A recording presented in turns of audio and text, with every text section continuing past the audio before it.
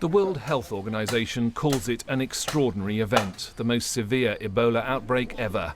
And there's a lot of fear around, and a lot of it is generated by the fact that there are not enough treatment beds available for people with the disease, and they know that if they get sick, there may not be a place for them to go. Your clinic's been open for a month. None of your healthcare workers has been infected. Well, it's not entirely surprising because we're trained to do exactly what we're doing. This is all that we do here. We finally arrive at the Bong County Ebola Treatment Unit, run by doctors from International Medical Corps. 4 hours by car, 2 miles on a muddy road through a leper colony to get treated. And people do it because that's the only option they have. So I heard, actually it was the Today programme, it was just before 9 o'clock in the morning. I was listening in my house to a plea really to get NHS workers out to Sierra Leone, and I'd been following the story, the Ebola story, since about May. I'd kept saying, well, why can't I go out there? This is driving me insane. And my husband popped his head around the door and said, if you want to go, I will back you. And within minutes of the Today programme finishing, I had submitted my application to join the NHS response.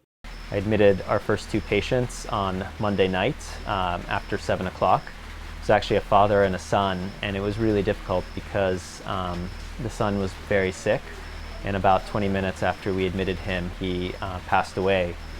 After we then had to take care of the father and explain to him that his son had died. Most of the staff here are Liberian. The stigma of the disease is so great, many of them say they're treated as outcasts when they commute back home every day.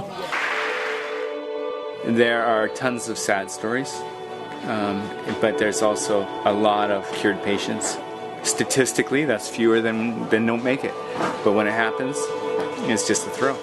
With so many midwives and other medical staff among those killed by Ebola, the country will need long-term outside help. There are a lot of ongoing challenges. I mean, even before Ebola, Sierra Leone's health system was very weak, and we know that's why Ebola had such a massive impact, and so therefore there's a lot of work to be done. So they've got a solid healthcare system that if something like this happens again, they can actually deal with this safely themselves.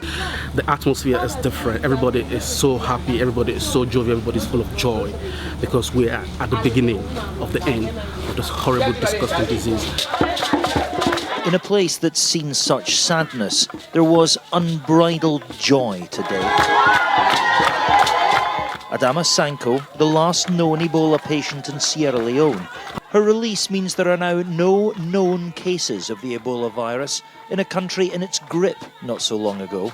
And just look what that means to the medical teams who put everything on the line to join the fight.